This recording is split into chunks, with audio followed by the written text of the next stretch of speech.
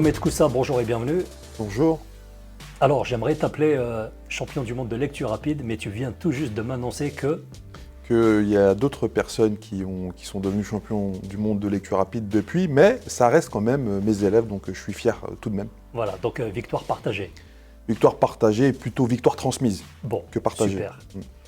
Alors, moi, je suis très heureux de te recevoir ici pour nous parler justement de la lecture rapide. C'est quelque chose que tu as partagé avec moi et que j'ai découvert grâce à toi. Est-ce que tu peux nous parler de ce concept de la lecture rapide ? Alors la lecture rapide, c'est une méthode qui ne date pas d'aujourd'hui, puisque ça fait déjà depuis la Seconde Guerre mondiale que les gens connaissent cette méthode et cette technique. En fait, c'est un ensemble de stratégies et de techniques qui permettent à un lecteur de lire plus efficacement que ce que nous avons tous appris à l'école. À savoir que, pour donner un exemple et un ordre d'idée, la plupart des gens vont lire un livre de 200 pages en 1h30, 2 heures, quand ils lisent très bien. La lecture rapide, c'est 200 pages entre 30 minutes et 1 heure. Voilà, comme ça c'est concret, je pense que tout le monde va comprendre avec cet exemple. Ouais. Et donc c'est aussi de la stratégie, donc c'est comment on fait, dans quel cadre on va se mettre, la stratégie psychologique, la concentration. Et il y a de la technique, c'est-à-dire comment les yeux vont se déplacer et comment on va réussir à traiter de l'information et la mémoriser. Alors justement, à ce propos, toi, tu as développé une technique et tu as également monté un centre de formation. Est-ce que tu peux nous en parler ? Oui, suite à ma victoire au championnat du monde, j'ai créé mon académie qui s'appelle la MK Academy, en partenariat avec ma femme qui est docteur en biologie. On a créé ce centre de formation et à partir de là, donc, j'ai enseigné la lecture rapide depuis 2017. On ne fait pas que la lecture rapide puisqu'on s'intéresse à tout ce qui permet à quelqu'un d'apprendre plus efficacement, donc tout ce qui est stratégie d'apprentissage. La lecture rapide en fait partie. Donc on a des formations qui sont de l'initiation, si quelqu'un veut simplement se sentir plus fluide dans sa lecture, ou lire 2 fois plus vite, jusqu'à faire des performances qui relèvent là des championnats du monde. Pour donner un exemple, c'est un livre de 170 pages lu en moins de 15 minutes, avec presque 70% de compréhension au test. Parce que justement, ce qu'il faut expliquer, c'est que lorsqu'il y a une compétition, on vous donne un livre à lire, Oui. mais que derrière, il y a une série de questions pour vérifier si vous avez bien lu, c'est ça ? Tout à fait, c'est-à-dire qu'on a un temps maximum, c'est 2 heures, on ne peut pas dépasser les 2 heures. En général, le livre, il peut faire entre 150 pages et 450-500 pages, il n'y a pas de nombre de pages précis. Et en fonction de ça, les personnes doivent lire, et c'est celui qui va mettre le moins de temps et le mieux répondre, ce qu'on appelle l'indice de lecture, donc c'est le ratio entre le temps de lecture et le pourcentage de bonnes réponses aux questions qui permet de déterminer le vainqueur.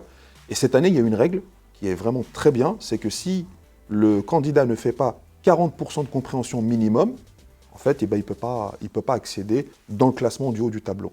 Donc, il est disqualifié. Il n'est pas disqualifié, on va compter, parce qu'il a quand même fait un effort, il est venu. Là, cette année, on était en Pologne, on ne va pas disqualifier quelqu'un qui a pris l'avion, qui s'est déplacé, qui s'est entraîné. Mais il ne peut pas, parce que le but de la lecture, il ne faut pas l'oublier, c'est comprendre et retenir ce qu'on lit. C'est les 2 choses les plus importantes, comprendre dans un premier temps et retenir. On peut le retenir en court terme, moyen terme ou long terme. C'est selon la motivation de chacun.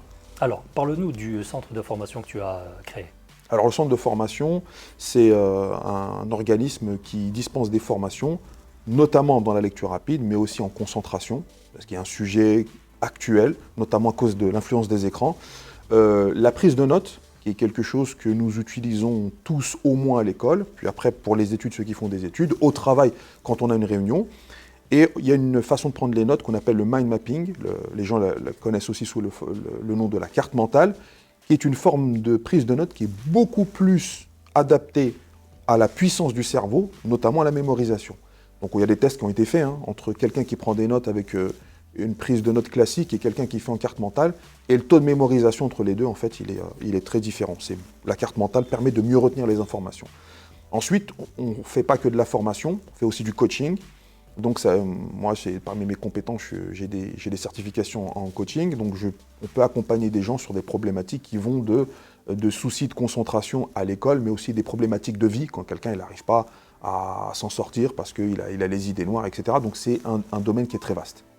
Alors justement, à travers cette méthode de lecture rapide que tu as développée, et puis que d'autres aussi ont développée, on s'aperçoit qu'en fait, on a tous des capacités cérébrales extrêmement poussées. Oui, tout à fait. Et c'est très très paradoxal. On est dans une époque où quelqu'un, aujourd'hui, grâce à Internet notamment, on a un puissant fond de connaissances. On pourrait passer toutes nos journées à apprendre, mais ce n'est pas ce que les gens font. Et aussi, on a remarqué un problème de comportement. Les gens doutent beaucoup d'eux-mêmes, problème de confiance, etc. Et ce problème-là fait que on ne croit pas suffisamment en nos capacités, ce qui fait qu'au travail, on se sent mal, dans les études, on ne donne pas le meilleur de soi, à l'école, on culpabilise beaucoup. Ça, je pense que beaucoup de personnes vont se reconnaître dans ce discours, soit elles ou soit les gens qui les entourent. Et donc, la première étape dans n'importe quel apprentissage, c'est d'expliquer aux apprenants, que ce soit des élèves ou des professionnels dans leur domaine de prédilection ou dans leur boulot, c'est en fait, quand on veut faire quelque chose, la seule question à se poser, c'est comment je vais y arriver. C'est pas de se dire est-ce que je vais y arriver ou pas. C'est une très mauvaise question. Parce que si on se pose la question, c'est qu'on conçoit déjà qu'on puisse ne pas y arriver. Ouais. Donc la question, c'est là, je suis à un niveau, moi, mon objectif, c'est celui-là. Ça peut être un objectif financier, d'obtenir des diplômes, de construire quelque chose. Et de se dire comment je vais faire pour y arriver. Et dans le comment, ça va être qui peut m'aider, comment je construis un objectif. Et tout ça, c'est des choses qui s'apprennent. Donc là, il n'y a pas d'échec pour le coup. Il n'y a pas d'échec. La seule personne qui est en échec, c'est celle qui ne se lancera pas, qui ne fera rien. Exactement. Voilà. Et qui aura des regrets toute sa vie. Tout à fait. De ne pas l'avoir fait. Et puis enfin, pour conclure, l'une des questions qu'on se pose beaucoup, notamment pour les étudiants, est-ce que ça peut aider, est-ce que la lecture rapide peut aider à mémoriser nos cours, justement, pour réussir à nos examens? Ça, c'est une question, souvent on nous la pose. Moi, à la base, j'ai fait ça pendant que je passais les concours. C'est une anecdote que je raconte dans mon livre. Une fois, je me suis chronométré quand je préparais l'agrégation d'histoire. J'ai lu 10 pages en 1 heure. Je voulais tout maîtriser, tout bien comprendre, toutes les dates, tous les mots. 10 pages en 1 heure. Je dis, si je fais comme ça, jamais j'aurai n'importe quel concours, je ne le réussirai pas. Et en cherchant, j'ai trouvé cette méthode. Donc cette technique-là, elle permet même à des élèves de CM2, c'est-à-dire là, on n'a pas besoin d'aller dans les études, même à des élèves de 6e, un livre qui fait 100 pages pour un écolier, ça y est, en une demi-heure, 3/4 d'heure, ça y est, il va le lire, le comprendre et répondre aux questions. Et après, ça peut aller des livres avec beaucoup plus de pages. Mais attention, ça dépend aussi du niveau du livre. Il y a des livres qui sont simples à lire, où tout est bien organisé. Si vous voulez lire Critique de la raison pure en philosophie, il faut s'accrocher un petit peu. On va mettre un peu plus de temps, mais en tout cas, grâce à la lecture rapide, on le lira nécessairement plus vite que si on ne fait pas la lecture rapide. Est-ce que cette méthode de lecture rapide est adaptable aussi aux différentes langues, que ce soit l'arabe, le polonais ou d'autres langues? Tout à fait. D'ailleurs, au championnat du monde, on prend un livre. Cette année, c'est un livre en polonais, puisque ça s'est fait en Pologne, et il a été traduit en 11 langues. C'est les 11 langues de participation au championnat.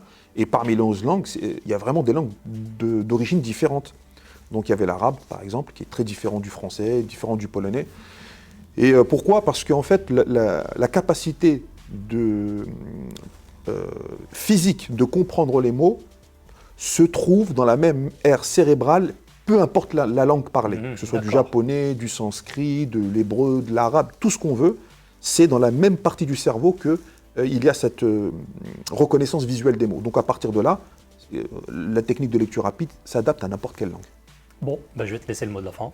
Le mot de la fin, simplement, c'est toujours, je le dis la même chose, c'est que ce soit en lecture rapide ou pas en lecture rapide, lisez. De toute manière, la lecture, c'est bon pour le cerveau, ça permet d'éviter certaines maladies, et il paraît que ça rend plus aimable. Il y a des études qui montrent qu'un quart d'heure de lecture, la personne se déstresse. Donc mon mot pour terminer, c'est lisez. Merci beaucoup, Mohamed.